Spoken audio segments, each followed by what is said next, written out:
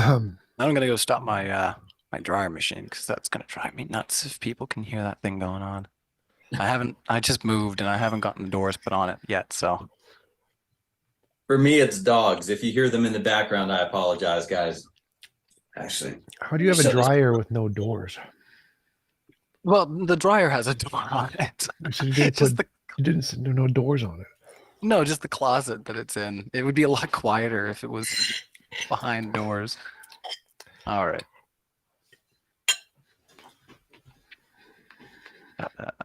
Now, just set the order here. Okay. Just bear with me, fellas. I'm just working with a new program too. Not fun. New program? Do you know what I like? I like that you guys have mics that are like similarly placed. Like it actually looks like your mic is feeding into his right now. It's kind of cool. Just I like that. Your arm is just ending right where his is beginning. That's pretty wicked. All right. It's gonna look like you guys are opposing each other here or something. All right.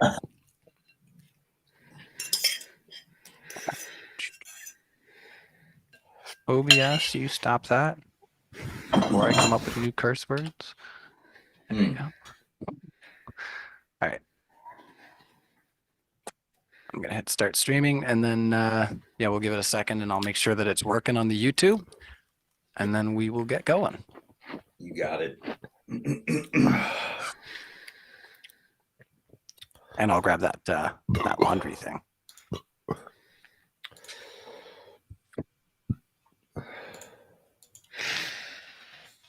And if you are streaming on your end as well, just make sure you have the YouTube video on mute. Just 'cause sometimes there's doubling and we'll start a debate and it'll be like, welcome to modern day to debate. I want to make sure that doesn't happen.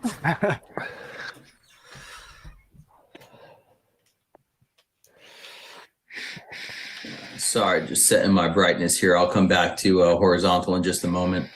Yeah, it's all right. I'm just going to stop the dryer now.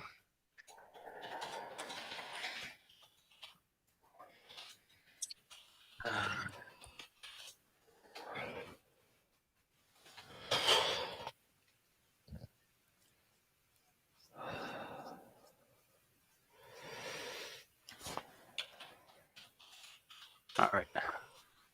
You all ready there? Yeah. Just let me I know think there. so. Okay, we're looking good. Yep.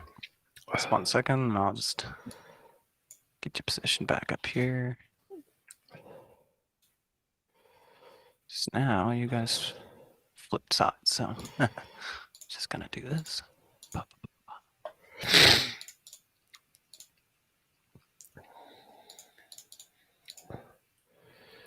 There we go.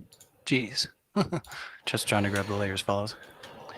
This is the host's gig, right? You know, sit here and complain about how this thing's working. All right. Use Restream, it does it all automatically. I'm gonna just rotate you there so that you're facing TJump. There we go.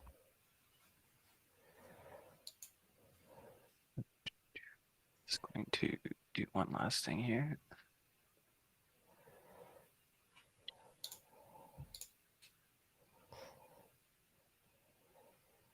There we go. All right. Oh, let's get rolling.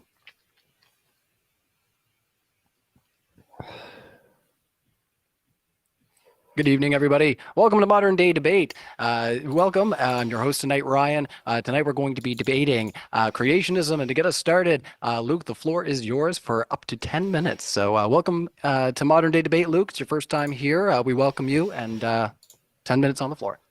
Awesome, guys. Thanks. Good to be here. And I am ready to start.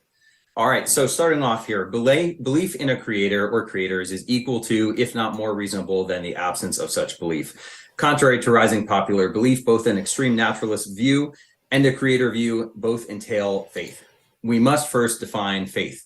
And this is not hoping for something that is not true, like wishing that unicorns were true, as Neil deGrasse Tyson might say. He gets that wrong, as he gets a lot of things wrong. In Tom's debate with Ken Keithley, he said that faith is typically defined by atheists as belief that goes beyond evidence, and it's not a good way to gain knowledge. If that's your definition of faith, I agree. However, Just 1 second. I'm so sorry to cut you off. We're gonna reset the clock because the desktop audio wasn't going through. So sorry, everybody. And also, if I haven't gotten back to you, if you've messaged me, I've been in the process of moving, so my new system's been all set up and ready to have you yelling at me, Ryan. Everybody's on mute for the next year. So welcome everybody and enjoy the show. Luke, 10 minutes on the floor. Sorry about that, buddy. Hopefully, I don't throw you off. Hey, all good. Maybe I'll be a bit smoother this time. All right, let's go. Guys, thanks for having me here. So starting off, belief in a creator or creators is equal to, if not more reasonable than the absence of such belief. Contrary to rising popular belief, both an extreme naturalist view and a creator view entail faith. First, we need to define faith. Faith is not, as Neil deGrasse Tyson might define it, hoping that something is true but not knowing. He gets that wrong, as he gets most things wrong. In Tom's debate with Ken Keithley, he said that faith is defined by atheists as belief that goes beyond evidence, and it's not a good way to gain knowledge. If that is your definition of faith, I agree. However, words matter, and our definitions are different. For instance, when I say I love cheeseburgers and I say I love my wife, I am not talking about the same thing. So let's dive into, as a Christian, what is a Christian definition of faith? That is the Greek word pistis. This is what's used throughout the New Testament. And this is not belief beyond evidence. This is actually, the Greek word means to be convinced of something due to a strong argument and or compelling evidence being presented. An example would be, when I leave for a business trip, I have faith that my wife will be loyal to me. I have faith not because I hope and wish that it will be true, but I have no idea. No, I've observed her, I trust her, I've tested her, and thus I believe it's true. So that is what I will be calling biblical faith in this debate. In this debate, I will appeal to the Bible in the debate only when necessary for the formation of my overarching argument. And time permitting, I do hope to get into specific biblical topics, but we do need to recognize the same authority and then build from there. And I hope to build to the point where we can recognize the Bible as an authority. But for instance, if an Islamist told me, Luke, you're wrong because the Quran says you're wrong, I wouldn't care what they said because I don't recognize the authority of the Quran. So I want to extend that to TJump, to Tom, and meet him there. And I would need to have them build up the logic as to why I should care what the Quran says first. So we'll try and get there. We'll see.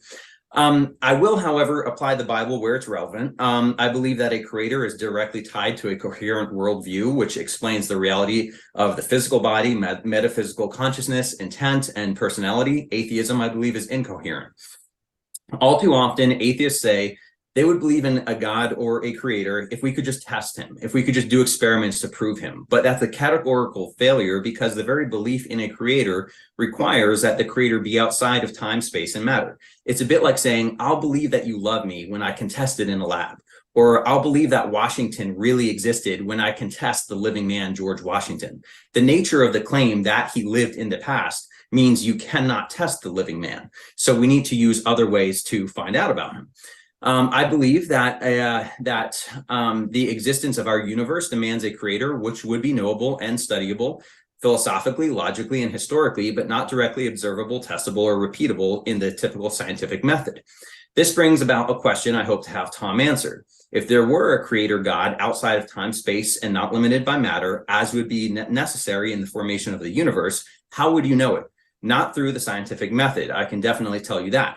Since both views in this debate require the biblical faith, which I defined early on, we must then ask which makes the most sense of our evidence, because they both entail faith.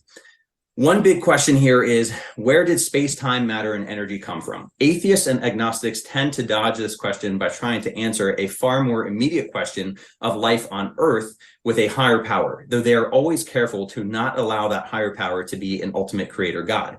Aliens are proposed by Dawkins, space rocks are proposed by agnostic Neil deGrasse Tyson, but these are not answers. These are just rhetorical tools to push the burden of responsibility back further in time. But if you push atheists, they'll rely on, well, it took billions of years and it started very small. All matter and energy was condensed into a pinhead the size of a singularity, and then boom. However, an astute mind will not accept this. You see, you can push it back as far and as small as you want. It still has to come from somewhere. If you really push atheists, they'll do what Tom did in his Ken Keithley debate, in which he, like all atheists before him, kind of waved his hand and said, there's nothing but natural stuff. We have quantum fields. There's no reason to believe in a creator of any kind. Or like agnostic astrophysicist Brian Keating, you might admit that life on Earth essentially is a statistical impossibility, and we have no idea how it happens, scientifically speaking. This is such a big problem that when asked how everything came from nothing, atheists Dawkins and Lawrence Krauss had to smuggle into their answer, and I quote, empty space, which is a boiling, bubbling brew of virtual particles, close quote. And then they both laughed as if this was so obvious. But did you catch the trick? Where did that boiling brew of particles come from? You can't keep pushing it back smaller and further and hope that that's the answer. It doesn't work. It's a rhetorical trick. It's not an answer. Elsewhere, Hitchens and Dawkins actually recognize the strength of the intelligent design and fine-tuning argument, asserting that both existence from something and the existence of nothing seem as though they have been designed. Sam Harris even gives his defense of intelligent design in the way of simulation theory, saying that it is not a weak argument at all and that it's not crazy. Although we must again ask, who made the simulation? They never want to answer. Look for that in this debate. I suspect that, as most atheists and agnostics do, Tom will push it back further and smaller, but not give an ultimate answer. Atheist Lawrence Krauss admits this in his book when he says, because something is physical, we must define nothing as being physical, especially if we define nothing as the absence of something. This is utter nonsense and literally requires the redefinition of the word nothing. But at least he admits the corner he's been backed into. Matter cannot be created or destroyed. The law of conservation of energy says that energy can only be created and not, or can only be converted, not created or destroyed. A creator must be immaterial, outside of and in control of time, space, and must be the unmoved mover as a source of energy, the ultimate source of energy in energy regression. For this reason, lowercase gods, which can be categorized as aliens or higher beings like Zeus and Poseidon, cannot answer the origins of the universe. Even if a god came down and said, I am Zeus, everything you've heard about me is true, then that means, according to Greek mythology, Zeus came from the Olympians, and the Olympians from the Titans, and the Titans from the primordials, and they are very much in space and time. They can be hurt, they are limited, and they're ruled out as sources of origins. The biggest topic I want to address here, though, is the existence of the immaterial and non-physical mind, consciousness, intent, and free will. In his debate with Ben Shapiro, atheist Alex O'Connor said that atheism mandates that we do not in actuality have free will. Our mind and the actions are preset, just like a rock rolling down a hill. They do what they do due to the laws of nature. In Tom's debate versus Mike Behe, he said that Mount Rushmore is ultimately the result of an unknown natural process, not design per se. And his problem with the designer, as an explanation, was that the designer assumes intent and intentional mind, which assumes an intentional mind behind that, et cetera, into infinite regression. The creationist hears this and says, yes, exactly. That's what makes the creator, that very element, that the creator is the unmoved mover. We know that Mount Rushmore was designed, and thus we know that by the chain of logic, we know a creator exists. Tom said that he had a problem with purposeful design because it begets purposeful design. I think that's the key to this discussion. If you grant purposeful design anywhere, you grant an ultimate purposeful designer. I think we need to zoom back, trace the cord back, and think, and I think it's fair to say, Tom, please correct me in your statements here if I'm wrong, that Tom's view is, in a sense, Mount Rushmore is not designed, and furthermore, free will and true intent doesn't exist. Mount Rushmore was designed by a human mind, which itself is a natural occurrence of evolution, and brains and the brain, gray matter, and synapses are fired as they do due to a highly evolved ape doing what it does, and thus these highly evolved apes designed Mount Rushmore, and it's no more designed than water falling down a rock doing what it does by the laws of nature. This brings us. Sorry, You get 10 seconds left. Okay, I'll say the rest for questions then, and we can close it there. All right.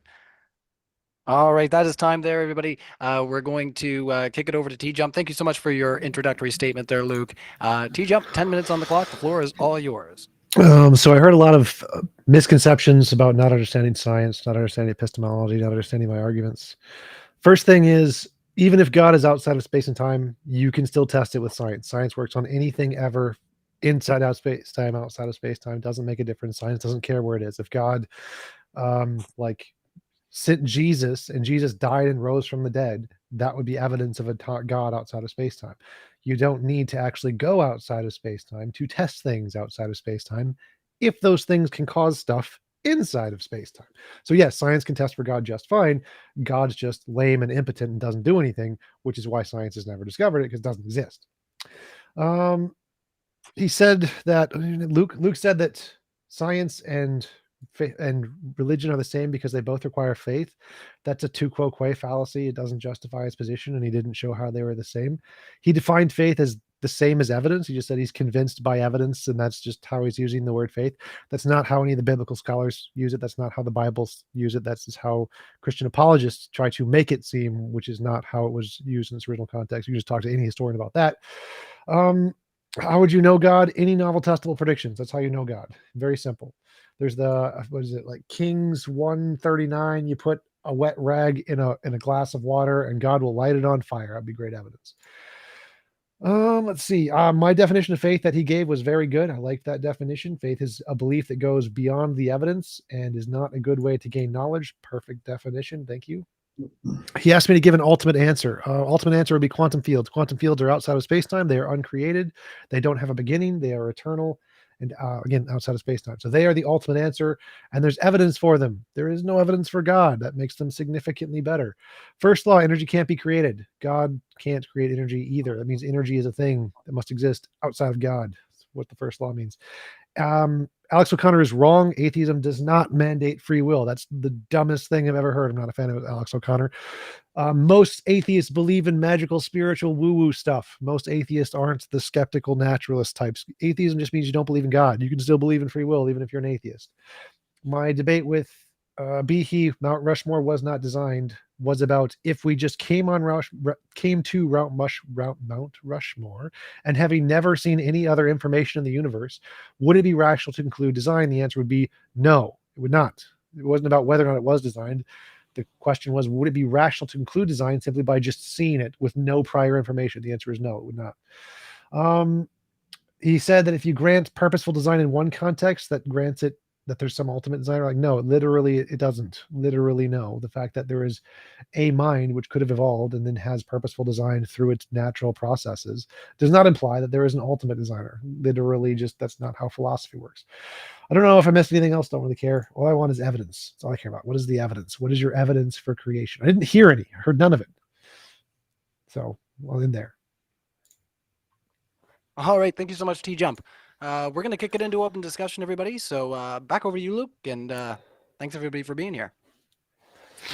Okay. Yeah. So he said something about Jesus being scientifically testable and that would be good evidence. I guess we can start out there. Also, if you could restate that, I don't know about for the rest of the stream, but it cut out for me. He froze and then it caught up about 20 seconds. So, Tom, what did you say about testing Jesus as proof?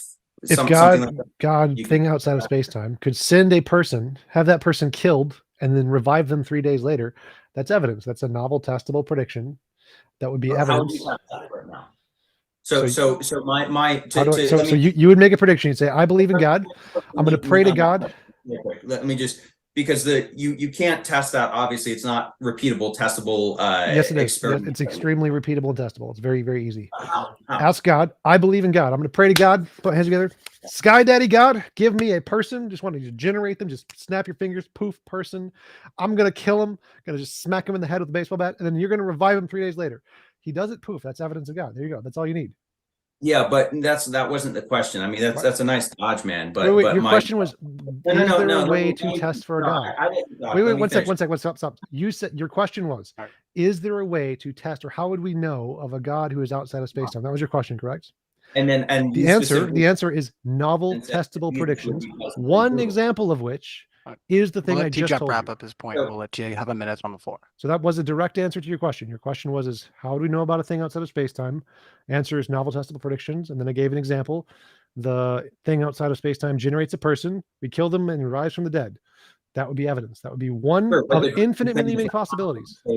Right. But the historical Christian claim is that that happened. And there are other religions that make their other claims. We could explore those if you want. I won't defend them because I don't believe them, but I think they're worth exploring the evidence for But that's them. irrelevant to the point. So the point was just, No, here's an that's example of how you could test for that. That was Absolutely relevant to the point, because if you're saying that the proof is this thing, which is exactly what the Christian claim is, then no, let me, I have to, I mean, you can interject all you want, but that doesn't change the fact. slow down. So walk with me, walk through this with me. So you asked, you said something would be a proof.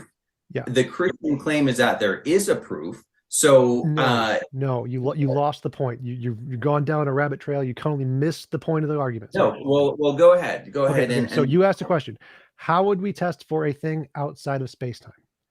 The answer to that is you make any prediction about the future, things we don't know yet, things we haven't happened yet.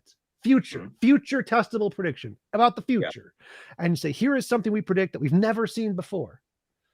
And if it happens, and it's not something we've seen before and we've never predicted it before, that's evidence of your hypothesis. So if your hypothesis is thing outside of space-time, exact thing. So how do we test whether or not that claim that Jesus did exactly what you just said is true?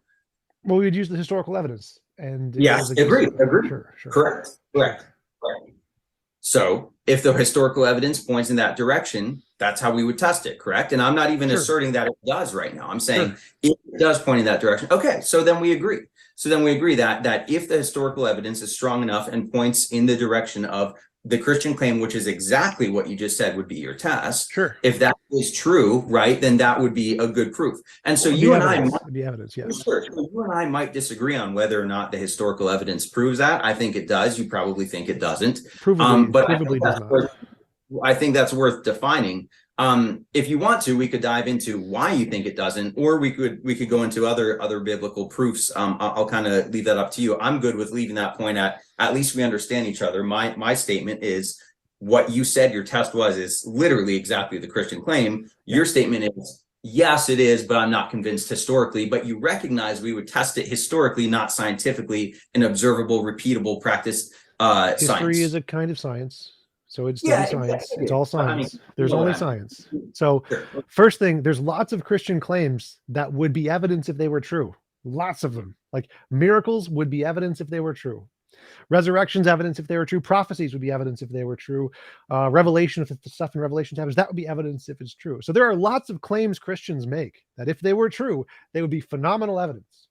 Except they've all been proven false. That's the problem. So history... Sir, historicity is debunked completely, entirely, just based off of a category in epistemology known about implicit and explicit evidence. So, like, if I told you I saw a dog, what do you mean by that? I'm literally about to explain that. So, if I told you I saw a dog, that would be rational to believe because we have an implicit empirical basis for dogs. We have scientific tests of dogs, DNA of dogs, hair of dogs, bones of dogs, lots of things that have been done with dogs. Prior to my sentence, I saw a dog.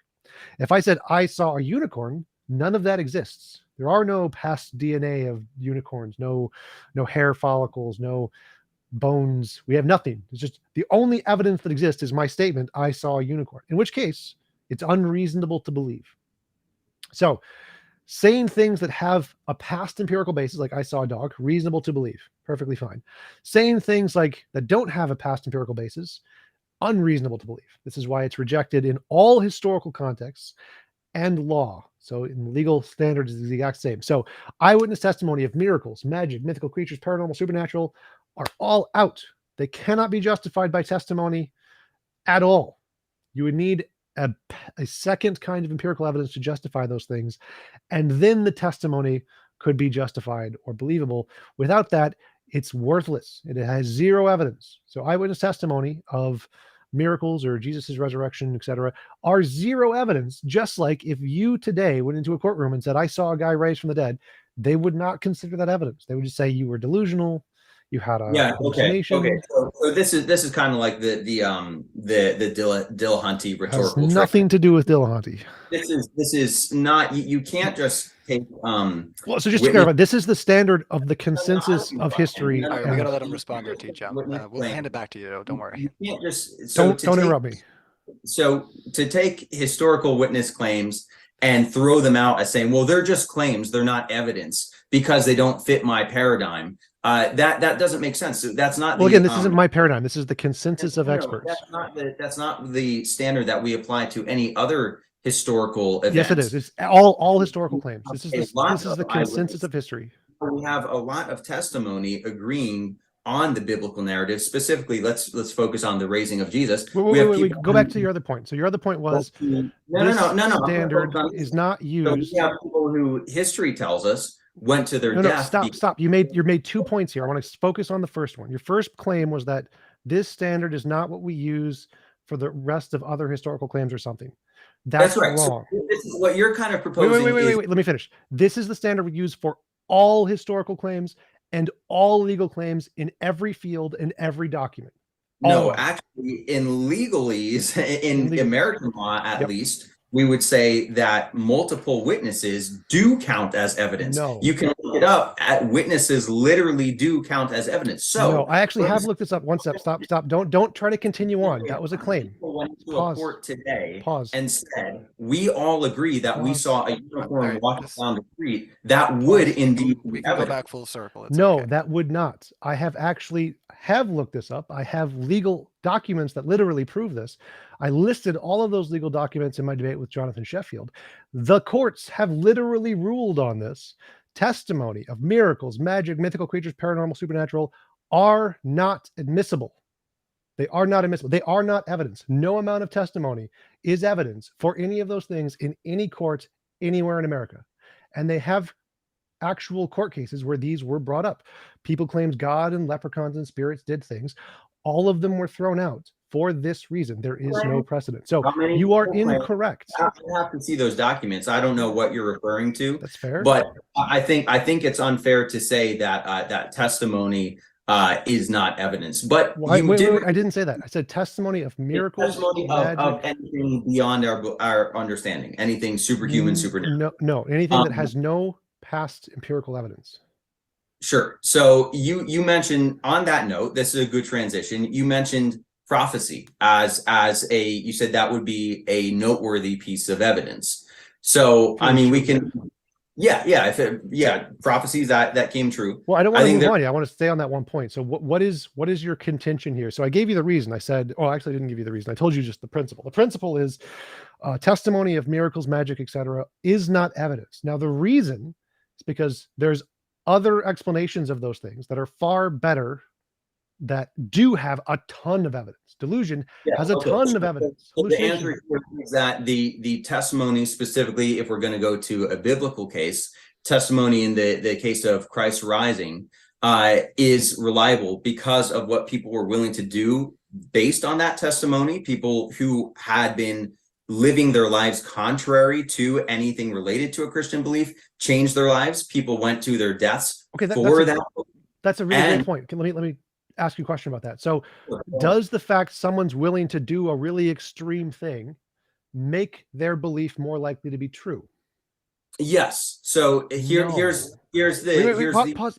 There was a guy. I'm going to finish this point because you asked a question. I'm going to answer it in full. Mine was a yes or no. It was a yes or no. All right, we'll let him answer the question just in right quick. TJump, we'll hand it back. Don't worry. Yeah. So people will very often go to their deaths or spend a lot of money for things that they're tricked into, for things that they don't know or a lie.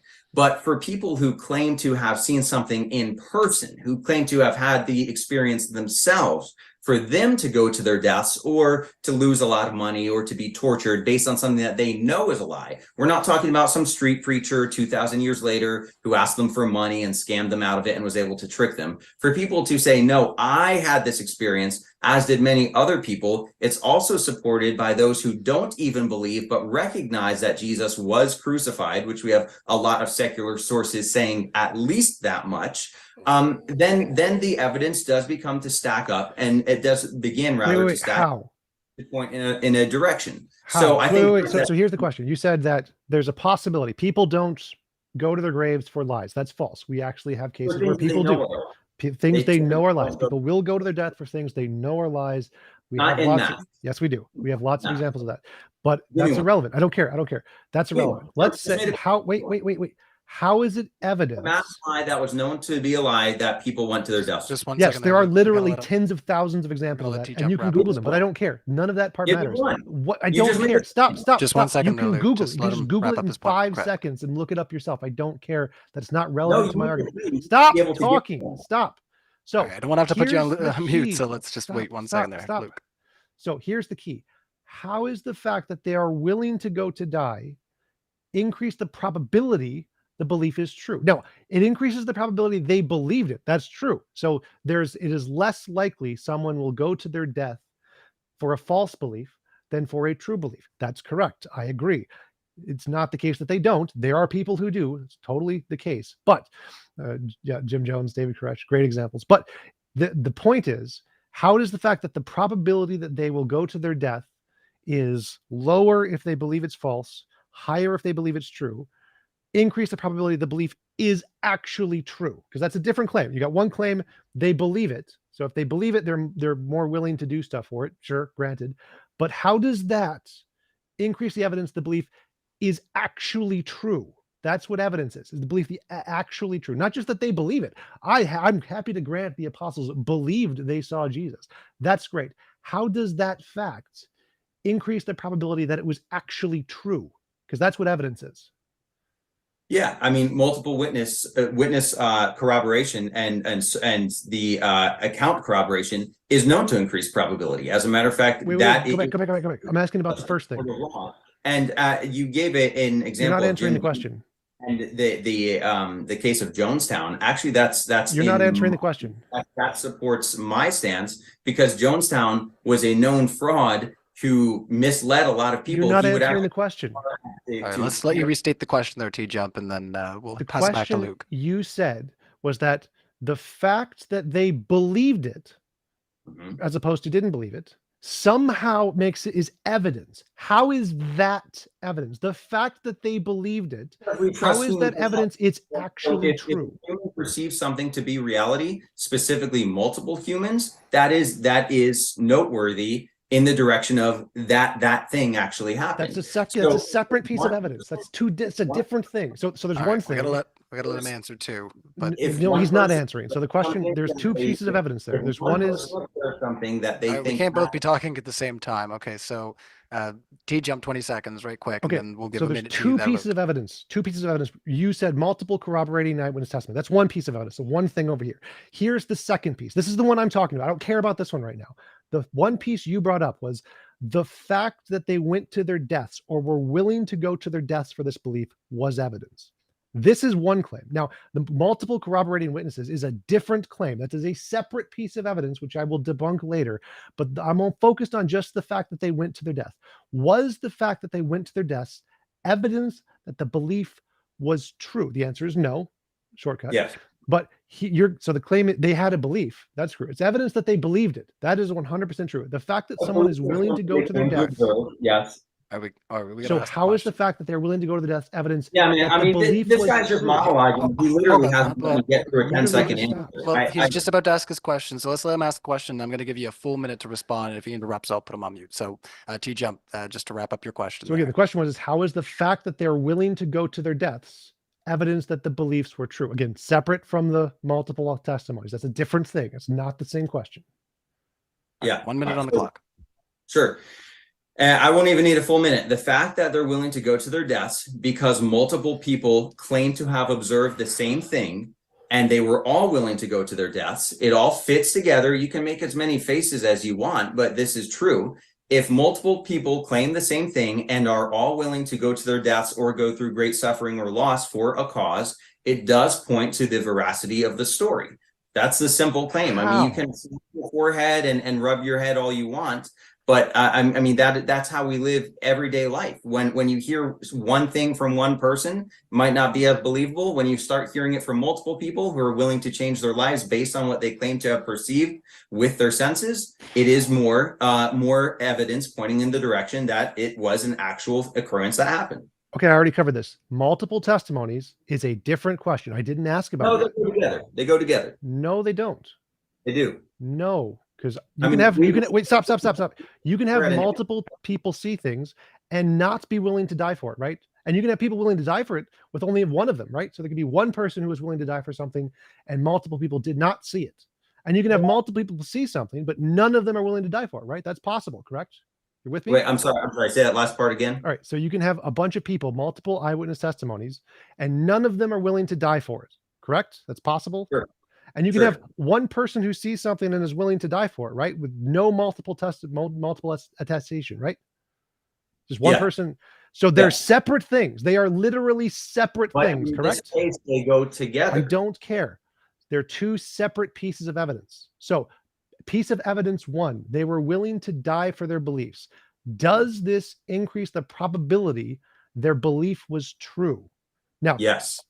How? As an observer, yes. Yes. How? Because humans are not often going to their deaths because of something that they know is false. Oh my God. Okay.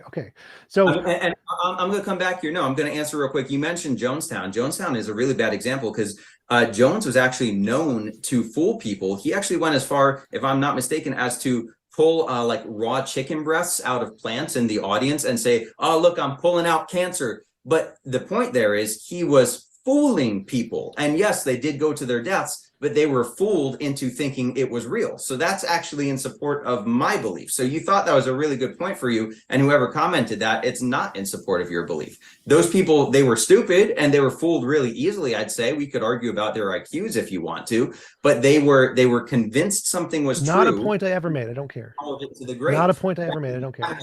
Those are the facts of the situation. This is irrelevant to anything I said. But that this is irrelevant to literally any point I made. You brought up Jonestown.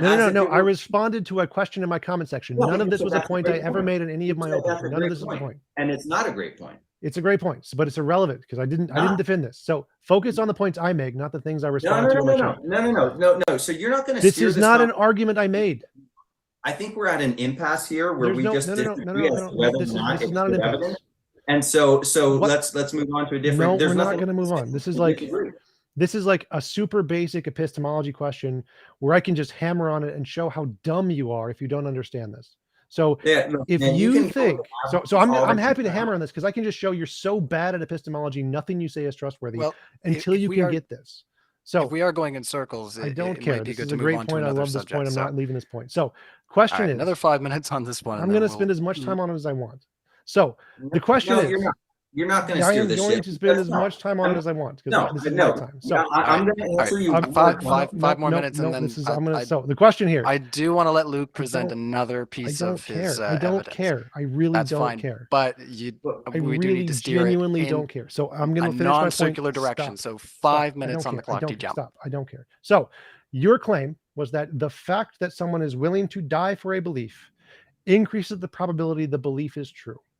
Yes. My question is how? And you said, because people don't normally go to their deaths for things that they know is false. Does the fact that they know it's false probability? Yeah, they typically don't. Yes. I'm sure someone in history has, but typically fair. Yeah, we're talking probability. I agree. So the vast majority of people will not go to their deaths for something they know is false. I agree. So it's lesser probability. How does the fact that they are willing to die something they believe in increase the probability it's actually true? So there's beliefs over here, actual truth over here. So you have to show there's a connection between these two things. I know when I answer this, you're going to cut me off and say I'm not answering it, but that's too bad. Sure. So you just said something. How does them dying for something they believe in increase the probability that it's true? Is that fair? Yes. Am I misrepresenting you? Correct. Because they all claimed, we could go for one person or the group of people. In the biblical account, it's group of people. So we'll go with group. Fair enough? They all claimed to be eyewitnesses to something, to the same thing. And it sounds like our disagreement here is you're saying that people being willing to go to the grave for something that they claim to have observed does not increase the probability that that thing is true. Correct. I'm saying in order for one of us to prove our point, we'd have to look at data of people who we'd have to dig through historical accounts and even modern day accounts. How many people went to the grave or suffered or were tortured or lost a lot of money or something like that for something that they provably knew was a lie versus how many people went to the grave for something they genuinely believed they observed? That's how we would statistically measure this. No, no. That's exactly how we would measure this. And Literally neither irrelevant. Literally of us, so we irrelevant. can't. So the This is number. irrelevant. That's exactly how you would No, measure no, something. no. It's like What are you're dude. You are Look- so boneheaded. This is insane. Like Okay, you stop. try- All right. Does the All number right, of people who picked their You don't get nose? to wave your hand and say stop, stop, stop, and talk over me every time. Yes, That's not how because- this is going to work, man. I'm not This one of those. is exactly how it's going to work. All So right, let's does the not- fact that people pick No, their nose? let's No, try to get back to the back and forth there, guys. Does Okay. the fact that people sorry, pick their Brian. nose versus not pick their It's okay. nose? I'm not make- listening to you. That's I'm great. not listening. That's right. That's great. So does the fact that people I'm golf, not listening. golf is a good I'm not example. going to let you go. Does the All right. fact that some All right, group I'm of sorry. people Let's just- play golf No, make I'm not more listening. likely that their beliefs are true? Dude, I just gave you how we could statistically measure something, and you rubbed your head like it was something ridiculous. It was literally ridiculous. I don't even know what So to I'm say. I'm trying to help you to get you to the point where you can understand why You're it's not- Like- get off your high horse, man. You're not trying to help me with anything. This You're is like just 1 + 1 = like 2 you're levels of uncomfortable dumb. in your rhetoric, and it's not working. This has nothing to do It's with not rhetoric. working. Literally nothing to do with rhetoric. So Okay. does So my point was that we could observe data points of how many people went to their graves yes, knowing that what they claimed was false yes. versus I how many understood your people data went point. to their graves for something they genuinely, provably thought they observed. I understood your That- data point. I Statistically understood. I literally measured. understood that. Yes. Data, so you can shake your head all you want. So the reason I'm shaking my head is because that's literally irrelevant. So I'm going to try to help you to get there. So wait, try to go with me. Does the fact that, let's say, lots of people play golf and only people play golf are, let's say, mathematicians. Does that mean that the fact that someone plays golf increases the probability that their theory on the world is correct? What? Exactly. Yes. No, right? It's completely irrelevant, right? It's like, it's totally, who cares? Like, it's irrelevant. I don't even get what your question was. If a lot of people who are mathematicians play golf, does that increase? I don't want to misrepresent you here, so let me give you my understanding of what you just said. A lot of people who are mathematicians play golf. Does that increase the probability that a golf player will have what knowledge did you say? Theory of the universe. I don't know, good at art. You can pick anything you want. I don't care. Just So yeah, it probably would, because if a lot of mathematicians play golf, they would have that is knowledge that you'd have to define terms like a lot, but if you're saying proportional to the population, mathematicians play golf at a higher rate, so will golf players have a higher knowledge of math-based no. So I'm not Yeah. saying math-based. I'm saying like art. Pick something completely unrelated. Art. Will they be good at art? Right? No, completely. There's no connection, right? There's no connection. The fact that there's a lot of people playing golf, a lot of mathematicians, there's no probability increase that they'd be good at golf or art, right? There's no connection whatsoever, right? Maybe not. You could argue that math and art are linked, but I don't know. I don't know what you're talking about. Right. Sure. So let's say there was a belief that everybody who had this belief was willing to die for their belief and did die for their belief. Mhm. Does that mean they're more likely that that belief is true? If they claim that it is something that they observed, yes. Yeah. Again, I just gave you how we could measure this statistically. I just gave you 100%. I said 100%. Every single person who believes this, whatever this, it's a random belief. I don't know what it is. Any belief, 100% of people will die for this belief. Mhm. Does that make it more likely to be true? Did they all claim that they observed it? Yes. Yes. I Yes. don't, oh my God. Yes, it does. I don't understand why If you a think hundred, that. so if a bunch of All right, people let's claim, let Luca explain. If you don't understand, we'll try to steer the conversation. sure, okay, yeah. So I have a question, and it's really simple for Tom. So you sound like, would you call yourself a determinist? This isn't the question. This No. is just a piece of, no, you wouldn't. Okay. So do you, in that, because you're not a determinist, would you say, does intent exist? Intent, or we could say free will. Yes. I think they're fairly synonymous. They are not synonymous. Free intent does exist. Yes. I think one requires the other, No. right? No.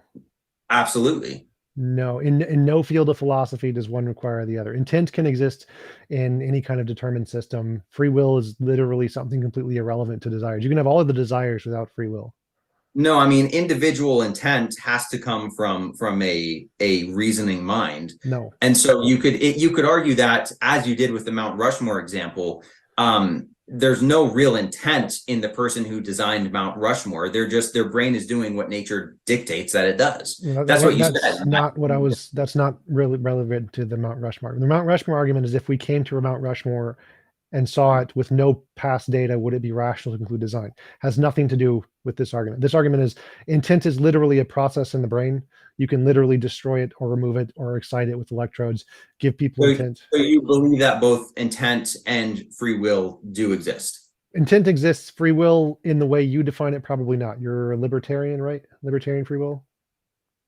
Yeah. Yeah, Yeah, so that's no, fair. that libertarian free will does not exist. Compatibilist free will, possibly. I don't like it, but sure. So would you agree that, as you said, again, with the Mount Rushmore example, a designer dictates that was designed by someone, dictates a designer all the way back into infinite regression? Is that No, that has nothing to do with my Mount Rushmore argument. I don't think you understood my Mount Rushmore argument. I mean, we could pull it up and play it, but I think it does. Well, I'm trying to. What are you trying to argue for the intent thingy? How does this relate to your current argument? Yeah, well, I would argue that the existence of free will and intent, I would actually agree with Alex O'Connor here, that the existence of intent and free will both necessitate a designer, a creator. Well, why can't there be a universe with chakras and chakras create consciousness? It seems perfectly logically possible. No problem. What do you mean by chakra? Do you know the spiritualists who like crystals and stuff and energies and no, crystal? That answer is not going to work, Tom. I mean, so you threw out the word. Wait. So you asked, is it possible to have what you're talking about a bit? Because I can say that too. I can say when you ask me something, I can say, "What about unicorns?" That doesn't work. What? Oh my god! Oh my god! How? So you asked. Stop! You asked a question. Your question was, does to have intent and free will seems to require a god? That was your statement, right? Correct. And I said, no, it doesn't. There could be something else, a different substrate that creates consciousness, like a chakra field. This is like their belief. This is not a random unicorn thing. This is a thing that is hypothesized to generate consciousness. It is their chakra field stuff. I don't believe it. No, but is it possible that could exist and not a god and still produce consciousness, free will, and intent? Yes, that thing could exist and produce all of those things without God, which is a counter to your argument. How would you define a chakra field? I mean, I need you to define, and the reason I ask is because that sounds like you're basically saying a creator without saying a creator. So what do you mean by like if a chakra field is what grants? So it's not conscious. It has no intent. It has no consciousness. It's just a substrate of possibility. Like gives kind of, gives life force. Is that what you're saying? You could have something like an impersonal force that gives a life force to people. I mean, I would argue that's a creator. I mean, you could say it's an impersonal creator, but it's still a creator, and that's the crux of this debate. Is creationism is the idea of a creator rational? So I mean, do you think a creator requires consciousness? Sorry? Do you think a creator requires consciousness? On the part of the created or on the part of the creator? The creator. Does the creator have to be conscious to be called a creator? No, I don't think so. I mean, if it's it depends. Is gravity a creator? Sorry? Is gravity a creator? No. But if you're then saying why did it make stars? If you're saying something that specifically has the ability to give consciousness, like a chakra, a spiritual chakra field, I think that's flirting with the idea of a creator. It's a good question, man. I'll grant you that, but I think we both have to define that out a little more. So the chakra field is like gravity. It just acts on stuff. So if you don't think gravity is a creator, then so a chakra field is like gravity. It just acts on stuff. It doesn't have like an intent. It doesn't give anything. It just acts on stuff. What type of belief?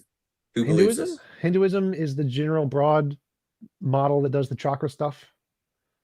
I mean, yeah, but Hinduism has a pantheon of gods. None of them don't are they? like your creator God. They're all like subsets of other stuff. So they wouldn't be counted as Yeah, your, but but that's irrelevant. no, it is relevant. No, it's No, not. no, because Literally, no, I it's just not. mean, like, Literally, I it's think not. you're appealing to stuff that Oh my I God. think you're Oh my appealing to God. stuff Oh my that God. is Oh my God. undefined as a final point, and I don't What? think that works. Okay, so the argument here is there can be a field and zero gods. There are zero gods in this universe. There's just a field of chakra stuff, and the field of chakra stuff can generate conscious beings, just like gravity can generate black Okay. holes. Okay.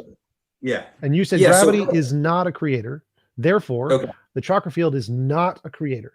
So would you call that an elemental field, like Sure. a field of some natural Sure. phenomenon? Well, I Okay. mean, I wouldn't call it natural because in their world, it wouldn't be natural. They have a supernatural field too. Okay, so again, man, so we're kind of at this place where it's like this really weird, undefined, like I don't think either of us It's really know more what we're defined than a god, but that's irrelevant to the point. The point was you made a point that you need intent, or to have intent and free will, you need a god. I said, no, you don't. Here's a different example with no god that still has intent and free will. That's all I needed to do. I don't need to give it a well-defined anything. It's more defined than the Christian God is, but that's irrelevant. No, you have to define it, because if you're going to give an example, you have to define what that example is. But I this don't. actually I don't. So in philosophy, all I need to do One is second there, TJump. so all I need to Just do right is in give the middle of one answering. less property that your thing doesn't have, and it's a different thing by definition. It's the law of identity of indiscernibles. So all I need to do is say it has one property less or more than yours, and then I can fill in whatever properties I want, and it's using the different. law of identity. So what would you accept as a definition of a creator? We're not talking Christian God, Hindu God, Islamic Sure. God. Yep. Definition of a creator. Why? Because since this debate is predicated on the defense of creationism, and is creationism rational, right? We're not looking at any specific God. Sure. Why don't you define what you mean when you say creator? Because it sounds like you're kind of, to me, you're trying to play both Entity. sides. Chakra field, but it's not a creator. But they do like have no one gods, defines that as a creator. they No one in don't rely on their philosophy. chakra field. So you've got to define this out a bit. Yeah, this is not hard. This is pretty much very consensus, very baseline in all of philosophy. So creator is a thing with some kind of a conscious entity, usually with an intent. Intent isn't required, who uses its consciousness in order to create things with either a purpose. Without a purpose doesn't make a difference, but it has a conscious entity and does things based off of that consciousness. A field is not conscious. No one calls it a creator, not in Hinduism, not in any of the chakra fields, not in anybody in physics. No one calls it a creator because it isn't conscious. Yeah. Doesn't act on conscious intent. I got you. Yeah, I don't think that's true. I'm not an expert in Hindu theology, if they'd even call it that, pantheology, I suppose. But from what I know, their gods are all connected through their chakra field. So I don't think trying to separate out the two is really fair in your but okay. So just to clarify, the thing I'm talking about is not Hinduism. It was based on Hinduism. So this thing I'm talking about doesn't have any gods in it. Yeah, there are no gods in it. So the chakra field thing is a piece of the model that they took from Hinduism. They didn't keep the gods. They're separate things. Yeah. Okay. So you can have, so here's the thing where it generates consciousness, no God, just fine. Why is this a problem? Yeah, I'm not sure that would be a good explanation for how consciousness comes to being. I mean, there's a reason I'm not a Hindu. I think maybe you could theorize that like it might be possible, but I haven't really heard you give a good reason as to why it might be possible, other than just saying it might be. Which brings me to a question, which is, where would you propose time, matter, space, and energy come from in your worldview? They're emergent from quantum fields. That's like solved. But I wanted to go back to the time thingy. So you said that it wasn't a good explanation of the origin of consciousness or something. So there's tons of different ways consciousness can come about just fine, through naturalism, through emergentism, strong emergence, weak emergence, quantum fields, through the chakra field, through panpsychism. Panpsychism can do it. All of these models generate consciousness with no God at all. And from my perspective, no. They theorize consciousness. They don't generate. We've never seen any of those things generate consciousness. Wait. So I'm partially in agreement with you there. We've never seen anything generate consciousness other than biology. So other than biology, you can't prove that biology. We do. We literally do. But that's irrelevant. So the question here is, you're claiming that they're insufficient, and somehow your made-up hypothesis that's just as bad isn't. Why? Okay, so I am saying that you are kind of appealing to different worldviews and undefined views of there are competing theories of even quantum mechanics saying this can generate consciousness. No, we actually don't know that it can. My only point here, as I said in my opening, is that belief in a creator is at least as reasonable as you having the type of faith that I defined and saying, I think somehow quantum mechanics, quantum tunneling, quantum anything can explain consciousness. I think you're lost. So I'm not making an argument for naturalism here. I'm saying you made a specific claim that in order to have intent and free will, you need a God. You have to have a God or creator or something like that. I said, no, you don't. Here's a bunch of alternatives: panpsychism, panenpsychism, strong emergentism, weak emergentism, chakra fields. All of these things are alternatives that can generate consciousness without a God. And you're saying they're bad, but your made up hypothesis isn't for some reason. So you need to give a reason why these guys are bad, Sky Daddy not bad. That's the part I'm missing, because to me, they all seem bad. So I never said Sky Daddy. This is a debate about creator or creators. And so my take here is that the belief in creator or creators is at least as reasonable as the belief in a naturalistic explanation. I'm not challenging your. No, that's what I said in my opening. Yes, I agree. Wait. I'm going back. I'm focusing on the point. All right, just give him 1 second there, TJump. No, because he's getting lost on a trail here. So I'm not talking about the debate here. I'm not talking about the main point of the debate. I'm talking about the sentence you said. Sorry about you, Luke. 5 minutes ago. Hold it for a second. No. So you said that to have intent and free will, you need a God. That's the only sentence I'm talking about. I'm not talking about the equally as plausible thing in the video. I'm only talking about your one sentence that to have intent and free will, you need a God. If I can give an alternative, it will disprove that statement. It won't disprove your previous statement. No, but you can't give an alternative. You're saying words. Yes. You're not defining how they're an alternative. So for instance, I could say, if I were arguing against me, if I were to be the devil's advocate, I could say, well, yeah, Luke, unicorns could have done it. Unicorns could have given consciousness. Is that an argument? That's not an argument. That's just me saying words and not defining them. You haven't defined any of what you just said. You just said, quantum this could have, or Hinduism or something. And I said, can you define any of those beliefs? And you said, no, but I've cited them. That's not an argument. I had a follow-up question.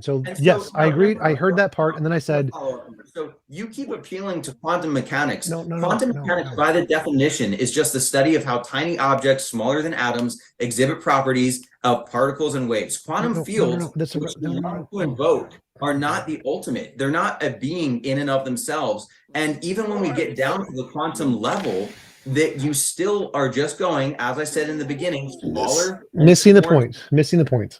No, I'm not missing. You are missing the point. So I'm saying, you're appealing. You just said that we prove quantum fields and quantum mechanics. No, I didn't say that. Consciousness can come from. No, I didn't say that. All right, we'll let him clarify right quick. Yeah. So you made a claim. To have free will, you need God. I said no, you don't. Here's some alternatives. You said these alternatives are bad. Now here's the point I was leading. Here's the follow-up. I was like, why are these bad, but your Sky Daddy not bad? So what is in order for me to answer that, you need to define your alternatives. You can't just word. Why is it bad? Define a step. What is this? What do you mean by define? What have you given? Okay, I'll give you an example. Here's define God in such a way that it answers the question. My belief is that this is what I mean by define. So my belief, to try and summarize it as concisely as possible, is that belief in a creator who is conscious and intentionally creates is at least as reasonable as any other belief, especially naturalism. What? You said, yeah, but what about Hinduism or fields explaining consciousness? And I said, explain how those account for consciousness. You haven't done that yet. Wait. So that sentence, that's good. Explain how this accounts for consciousness. So you said these things are not good because they don't explain how they account for consciousness. Now wait. So my question is, how does the Sky Daddy account for consciousness in such a way that is better than these? That's the question. That's the question I've been asking. Because when you ask for a definition, whatever that means, how does the Sky Daddy account for consciousness in a way that is more sufficient than the other things I listed? That's the question. Yeah. So I would agree with what I thought you were saying in the Mount Rushmore video. I'll take you at your word if you say I got it wrong, but I'm going to be looking up clips and posting them later because I don't think I got it wrong. And I would agree with what Alex O'Connor said, which is that consciousness requires a conscious design behind that, requires a conscious design behind that into infinite regression. What? Now, so consciousness and design require a designer behind it, require an intentional conscious designer behind it. Infinite regression. Why? And I would say that the final in that step would make sense to be a conscious, powerful creator. And we could argue about what creator that is, but that's the overarching view there. Why do you think that if a consciousness exists, it requires another consciousness to have created it? Because that's what we've always observed. We haven't observed anything to the contrary. Okay. So because that's what you've always observed, that means it's literally impossible for anything else to be true? I didn't say literally impossible. I mean, could you? I said it's very reasonable. If it's not impossible, that means it's possible to have free will and intent without a God, right? Maybe I didn't say, but that's proper. I did not say that it's literally impossible. You said it's impossible to have free will and intent without a God. And now you're saying it is possible. It's possible. No. What I'm saying is clarify. I didn't say that it's literally impossible for any other explanation of origins to be true. What I said is that creationism is at least as reasonable, if not more reasonable, than competing theories of origins. And I think that consciousness, because we observe consciousness being the result, or conscious design rather, excuse me, being the result of previous conscious design all around us, I think that's a good reason to reference that as a piece of evidence. So induction is fine. Induction is fine. But remember, I'm not talking about your original claim in the argument. I'm talking about your one statement where you said, in order to have free will and intent, you need a God. Need is 100% necessity kind of a thing. And so if you agree, it's not, you don't necessarily need a God. There might be some other ways, maybe lower probability, but there can be some other ways, right? No, if I heard it explained, I'm always open to hearing the explanation. I haven't heard you explain anything. When I say it's possible, I mean, I leave myself open to hearing good arguments. I haven't heard anything like that. I've heard you invoke chakra and random quantum theories that are undefined by you, as you love to do. You love to invoke these quantum. None of that is important. For any of the viewers, I'd encourage them to look into different string theory, quantum field theories, quantum tunneling theory, because honestly, there are so many competing theories around the entire quantum discussion. I've never seen you in any of your discussions explain exactly which one you believe accounts for your worldview and specifically the origins of the universe. I'd love to hear you explain exactly which theory of quantum mechanics and it is that you believe explains and justifies your belief. Any of the ones that make novel predictions and get them correct. That's not an answer. That's a perfect answer. That's a perfect answer. But it's irrelevant. It's irrelevant. Just any theory. What? Which one? Because there are competing theories which are mutually exclusive. Which one, Tom? Which one? Doesn't matter. Like what? Whichever one makes the predictions is the right and that's right. I don't care. I am unreasonable for saying that an intelligent designer. Let's go back to the argument. So your argument was that your God. Name one that you believe. Name it. Name the one and tell me why you believe it. Because you always say quantum and hand wave. You say quantum and hand wave. Yes, because quantum fields exist. I don't care which interpretation of quantum. Like I don't study the Hawking interpretation and compare it to the Hartle interpretation. Like what? So I don't care. How do you know that's a good explanation?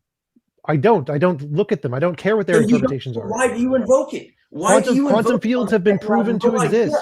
Quantum fields have been proven to exist. All right, just 1 second there, Luke. We'll hand it back to you. So what you just said is an inanely stupid question. I don't know about the Hawking model or the Hartle model. I don't care. I know quantum fields. Stop.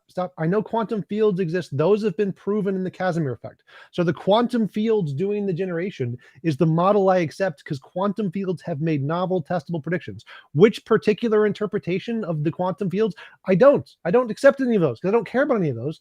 Those haven't been proven. Quantum fields have been proven. Which other interpretation doesn't make a difference? What do you mean? But that's irrelevant. Quantum fields have been proven. Casimir effect. Google Casimir effect. Even how quantum fields work and Casimir effect. Google Casimir effect. It's been tested in the lab. It's literally been proven. Novel Yes, predictions. and none of it explains origins That's out of nothing. Separate question. So No, going back, this is wait, an stop. easy question. Stop. No, I'm stop. not going to stop. You're You're saying getting stuff off I of the don't point. That's understand. irrelevant. This is You're better Just than your one invoking- second there, Sky Daddy. T-Jump. We'll give him just No, one no, second and then we'll Tom, hand it you back. are invoking What? things that He's you had do like not 10 minutes define. No, to you're yammer on invoking about this things quantum mechanics that stuff that you is irrelevant that define he doesn't as understand. though you understand them, and then when I ask you for a specific example and why it works, you can't give it. I You literally just gave you one. Casimir effect, novel like predictions some kind confirmed of- in a lab. Stop. All right. I gave you an example. Casimir effect, predictions in a lab confirmed. I literally just that gave you an doesn't example. even the Casimir effect does not. All right, just one second there, Luke. Just to be fair, the debate topic for tonight is the case for creationism. So we are going to just try to keep it focused on that burden of proof and on those questions related to creation, just because of the title of the debate. And I think we're kind of going in circles at this point. So No, let's so, try to going get back back to to something the- before we the- get to the super chats. And I do want to let everybody know, just one second there, T-Job. I do want to let everybody know that we will be doing Q&A after our open discussion. So we're going to try to move into another point of discussion here. Or you T-Jump and let you All say what right. you're So we gonna were say there. comparing different models of consciousness, panpsychism, chakras, Sky Daddy, and you said the Sky Daddy is better because of consciousness only comes from consciousness. There is no evidence that a consciousness has ever produced another consciousness, has never occurred. Biology has produced other consciousnesses through sexual reproduction. Brains produce other consciousness. Never has a consciousness produced another consciousness. That has not occurred. So there's no inductive evidence that consciousness comes from consciousness. Consciousness comes from biology and brains. So if I was going to say what's the better hypothesis of what explains consciousness, naturalism does, whatever. So your evidence of induction of consciousness coming from consciousness is false. It doesn't exist. But here's a better question. When we follow induction, when should we go outside of induction? When should we doubt that the induction pattern is true? This is where evidence comes in. Like, obviously, I agree induction is good. If we see past patterns and we continue forward patterns, good evidence. Induction is good evidence. When should we think that it's wrong? And the answer is when a model can make predictions about the future and get it right before we know it. So like we think that. So all right, if we do you want to talk about predictions about the future? I mean, because we can go there if you want. Sure, but one second. So the time when we think induction is wrong is when a model makes predictions and gets them right consistently. So the reason we think that evolution is true is because evolution has made hundreds of thousands of predictions and got them all right. Creationism has made zero.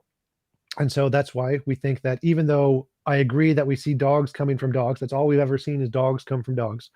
We think evolution is true is because it got predictions about DNA right and fossils right and geology right and time periods right and all kinds of things right that we didn't know yet. So it was able to predict things we didn't know, got it right. That's why we think the fact that we see dogs coming from dogs is not good evidence, but evolution is good evidence. The same thing applies to consciousness. In the consensus in neurology, psychology, cognitive science, philosophy of mind is all that consciousness is a product of brains, because that's the one that makes novel predictions and makes progress. And the consciousness is some other additional thing, has never made successful predictions, which is why idealism is rejected and materialism is accepted. And so because testable predictions, that's why we would reject your consciousness hypothesis, which would be evidence for those other things, not your creator hypothesis. Okay, so there was a lot there. That's quite a bit. We're going to give you a minute and 30, I think there. That was about what we had. So go ahead. Sure. So I'll try and just answer two points that he said there, because realistically, raising a question is quick and easy. Answering a question is difficult. So you said that creationism makes no novel testable predictions. That's simply false. The majority of scientists throughout history, which we now stand on the shoulders of, studied science because they believed that there was a God, or in some cases gods, who made an ordered universe that can be studied, as opposed to naturalism, which dictates that we came about as a result of random events and a lot of time. And in that case, there's no reason to believe that, number one, our brains can perceive things in a trustworthy way, and number two, that there's anything that will be consistently predictable and studyable. And then, so moving, then he mentioned about predictions. Wait, so that one, you said creationism does make predictions, and then you said some scientists were creationists. Those aren't predictions. The fact that a scientist was a creationist isn't a prediction that creationism made. So for something to be a prediction of a hypothesis. No. That's not what I said. I said Okay. that creationists and theists and deists of various stripes believed that there would be an ordered universe to study, which is literally how science started. So that prediction, that very first It's prediction, not a prediction. was based on, yeah, it is. They already lived in an orderly universe, which they observed around them. That's something that's post hoc. It's not prediction, post-diction.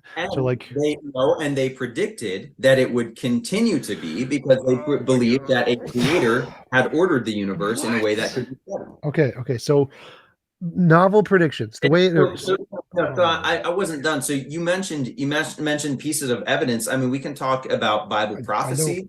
There are some very specific Bible prophecies. You just mentioned a piece of evidence I wanted to talk about, the predictions. So that's what I wanted to focus on. So like for something to count as evidence, like if I predict the sun is going to rise tomorrow, is that evidence of the spaghetti monster? Only if you have a reason to explain how the spaghetti monster correlates with the sun rising. And the answer is no. The answer is no, because everyone knows the sun is going to rise. If I'm predicting something everybody already knows, it's not evidence of a new hypothesis. Literally anyone could make up a reason, say unicorns exist, therefore the sun will rise tomorrow. Not evidence, right? You would agree? Only if you correlate how unicorns dictate that it's going to happen. If you can show that the absence of them will make it not happen and they are going to make it happen, then sure, that would be evidence. But just I could make up some ad hoc reason to do that. It's just irrelevant. Making up ad hoc. That's what I'm saying. I just said you'd have to prove with evidence that they are dependent on one another. Yeah. No, so it literally doesn't matter if I could make up a reason in my head of why that's the case. I could just make up reasons all day long. That's never evidence. It is never evidence to make up reasons. I said you'd have to present evidence as to why they are linked in a codependent fashion. Unless if you couldn't do that, yeah, it wouldn't be evidence. It would just be a random claim that has yes, correct. So that's going back to the creationism thing. The fact that creationists predicted there would be an orderly universe when they were already living in an orderly universe doesn't mean it's evidence for the thing they just ad hocly made up and then made up some reasons. There were elements of the orderly universe that they hadn't discovered that they believed would be there to be discovered because they believed that it was ordered by a creator.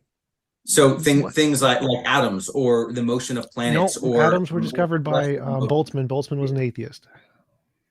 Yeah. I mean, I'm sure there were scientists who were atheists in history, but the vast majority of them were theists. Yeah, the number of believers or non-believers is irrelevant. I don't care who believed. What matters is the prediction. You need a hypothesis, like let's take neurology. Neurology predicted consciousness is a product of brains. If consciousness is a product of brains, we can scan their brain and predict what they're going to pick before they actually consciously pick it. We discovered that's correct. That's a prediction that was made by the naturalist hypothesis. So you have a hypothesis, brains are physical. If brains are physical, here's something we would expect to see. Do a test, discover it. What is an example of that for creationism? When did creationism ever say, here is something we'd expect to see because creationism is true that we didn't already know that we discovered? Yeah, I think that, I mean, from a Christian worldview, you could say the existence of morality, the existence of absolute morality would be something that we function. Have we discovered that? Has that been tested in a lab somewhere?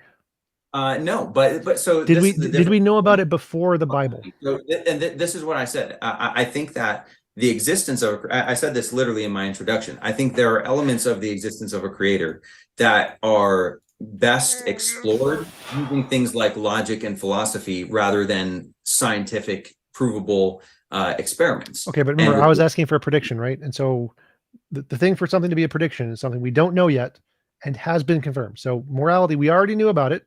So we do know it. We knew it before the Christianity, and it hasn't been confirmed. So the two things we need: haven't known about it yet, confirmed. We need those two things for it to be a novel prediction.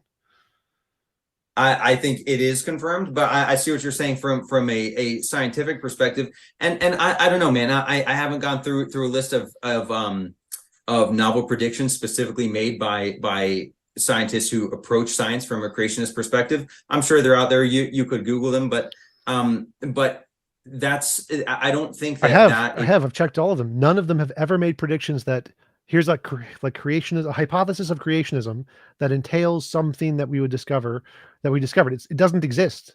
I have Googled them. There are lots of creationists who've made like predictions about neurology or how the brain works, and that was correct. But none of them were because they had a hypothesis, a creationist hypothesis that was able to make predictions. There's never been a creationist hypothesis. What do you mean by a creationist hypothesis? So like, give me an example of Sure. one and why it is disqualified in one of the studies. Give me one of the studies. You just said you Googled some, and why it is disqualified by a creationist hypothesis. Because it doesn't make predictions. So the reason they're disqualified is because they haven't made predictions. No, but give me a discovery. You said that you Googled many that were discovered by creationists, but they were not discovered because that person first presupposed an action that would be caused by creation. So give me an example. So like Hubble discovered that the universe was receding or whatever, but that wasn't because he said God exists and God made the universe recede, therefore we would discover the universe was receding. He said it was because of, well, we just made observations in a telescope. So like a novel prediction of creationism would be like, if I believed God existed and created the universe, we would discover what is it? The Tower of Babel or something, or something early on in the Bible. The global flood. If there's a global flood, we would expect. Interesting that you should cite that. So for years, the very existence of Pontius Pilate was decried and doubted. And then I believe it's called the Pilate Stone was found in 1962. Let me just go to my notes here so that I'm not misquoting. Well, there's here. like 6 Pilates. So no, but the existence of Pontius Pilate, which is now recognized to be historical fact, was established by the finding, I believe it was 1962, of the Pilate Stone.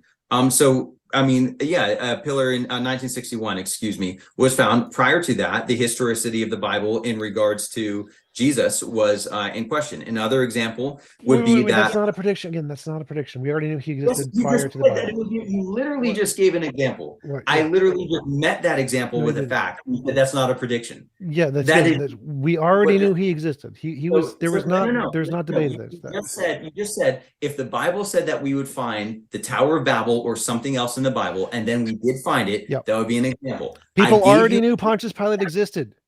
No, people doubt. Yes, people doubt everything. That's not evidence. Like no, I want people to see what just happened here. First, you tried to reason it away by saying, "Nah, there were a lot of Pilates, but we don't actually know that." Then, once you saw that you were wrong, you said, "Oh, well, everyone knew that Pontius Pilate existed, so it doesn't count as evidence." No. This is ridiculous, man. No. You don't want to see evidence. You just want to hand wave it away, say big words like chakra, quantum theory. Humans new.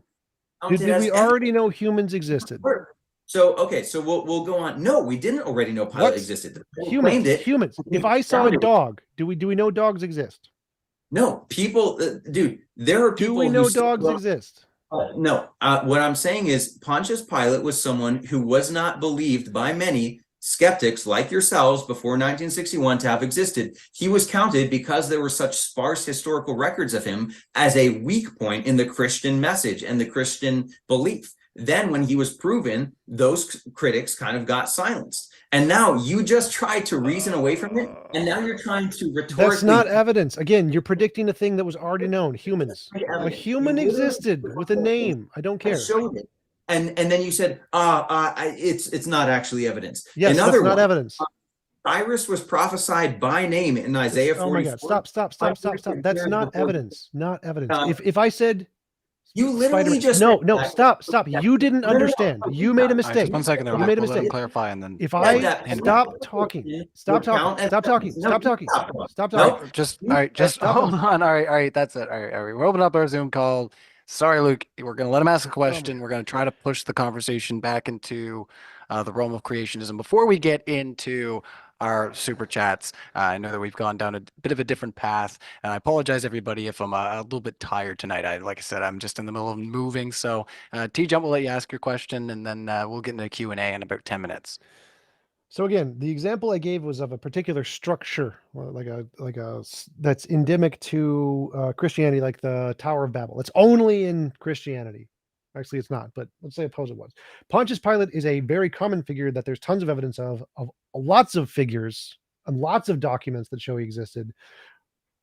independent of Christianity. That's not a prediction. There is a person named this. It's like if I read Spider-Man, like say 2,000 years from now, I read Spider-Man and it said, oh, look, there's the Times Square station. And I go back and see the Times Square station. Is that evidence that Spider-Man exists? No, it's not. It's not a novel prediction. Novel means something we haven't seen before. We've seen tons of humans. The fact that there's a human with this name, I don't care about.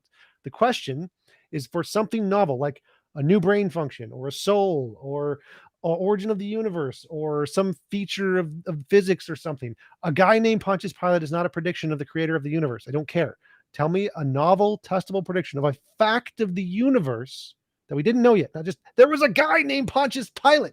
Oh God, amazing. I don't care. That's not a novel prediction.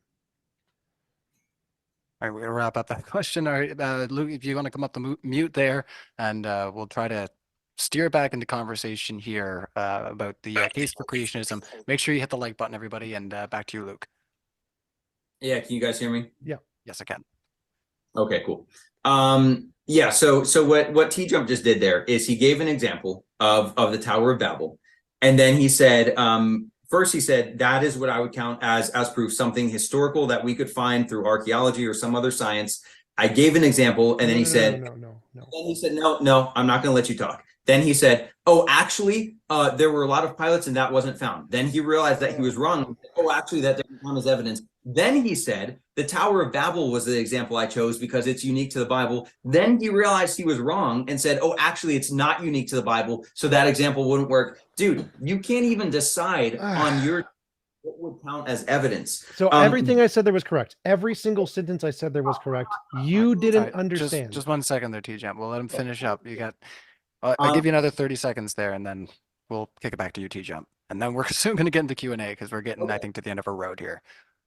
So we talked about how making predictions and pieces of evidence, knowing things that would happen before they happened would be pieces of evidence. You said that early on in the debate. Then you brought up the archaeological thing with the Tower of Babel, Pontius Pilate. You backed off of that. Now you're going to try and redefine that. I'm not going to let you do it. That's nonsense rhetoric, and it doesn't work.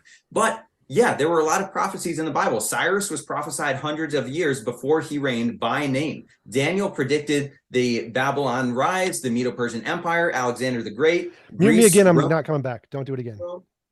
He predicted these things hundreds of years before they happened. There are a lot of prophecies. Yes, I could go through. Excuse me. Yeah, I mean, the Bible has a lot of prophecies that happen hundreds or thousands. None of that is relevant to my point. They are when relevant. I said a novel, testable prediction. Novel means new, something we don't know yet. Humans we know about. I literally gave you this example. If I said I saw a dog, that is not a novel prediction because we have past evidence of dogs. A guy named Pontius Pilate is not a novel prediction. And I explained this to you with the Spider-Man example. If I read Spider-Man in 2,000 years and it says there is a Times Cross station and we go there and see it, that is not evidence of a guy swinging around with webs in New York City.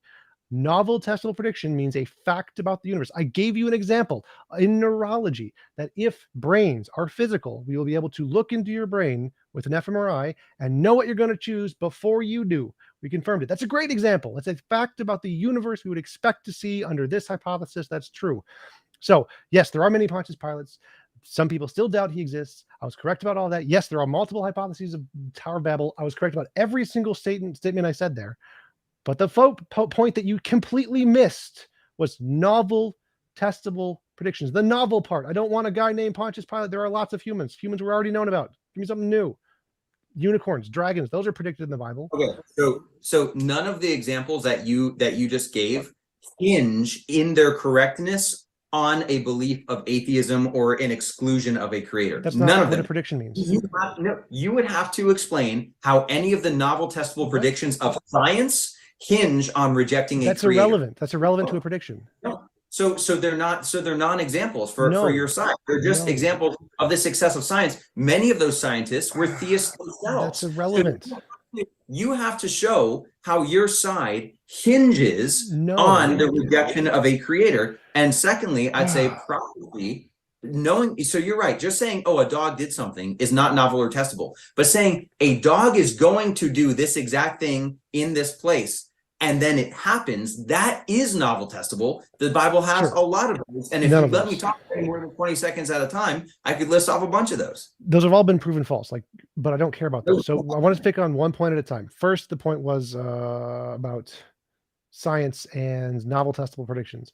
So what's key there is it has to be something we don't know yet. People we already know exist. Pontius Pilate, it's a human. Great job. We already know humans exist, not novel. Like predicting the sun's going to rise tomorrow, not novel. The next thing you listed, like times and places of things happening, yeah, that would be novel. That would be great. All the ones in the Bible have been debunked. But it was another point you said that I forgot about. So my examples would be like the brain, predictions of the brain, confirmed. We got that right. Hundreds of thousands of predictions of evolution, hundreds of thousands of predictions of neurology. It's not about, it was about the thing you said that it's not contingent on atheism or something that it's the rejection of a creator. No, like when you said that, how is this only true if atheism is true or something? No, I said that those. So you're using these discoveries as evidence of something science did that creationism couldn't do. I'm saying plenty of the very scientists who contributed to those discoveries were creationists. So you have to show how those discoveries exclude creationism. If creationism played into that discovery, you don't get to use it as an example. So that's the point I want to respond to. So that's irrelevant. It's literally irrelevant who was creationism or not. Give me an example of something that was discovered and in a novel, predictable way, with the strict exclusion of a creator being involved, and that would be evidence. So something that. So, for instance, I just did that. If consciousness is a product of the brain. If I said, if there is no God, if I said, if there is no God, this pen will fall. What? And then I show the reason it will fall will be. I understood your point. Listen, wait, go back. So here's my example. Listen carefully. Tell me, if brains are physical, we will be able to use an fMRI to look at your brain and know what you're going to decide before you do. Now that would be. There literally is. We've proven this in the lab many, many times. Now, whether you believe it, I don't care if you believe it. That's not the point. I'm not trying to make you believe it. I don't care. The point is this was a novel prediction that is contrary. This goes against creationism, because creationism think that consciousness is like the starting point of individuality or something and can't be determined by your physical states or whatever. And so this would be a contrary hypothesis to the creationist hypothesis. It's one of many, many examples. The second thing you said is I don't need to exclude creationism. Literally doesn't make a difference. I just need a model. So like there's a model of naturalism that the only thing that exists is natural stuff. If this is true, we'll discover gravity is X or whatever. If we discover gravity is X, that would be evidence of naturalism, even if it doesn't exclude God, because it doesn't need to exclude God. Made at the exclusion of a creator. No Otherwise, it's not evidence for either side. Right. If you just if I just say, hey, I think that this bubble is going to pop, and it does indeed pop, that doesn't prove whether or not that there's a creator. That just proves that my hypothesis about that bubble was correct. So what I would need to do to disprove a creator by popping that bubble is to explain if there. Oh, sorry guys, can you still hear me? I got a low battery. Yep, we can still hear you. Yep.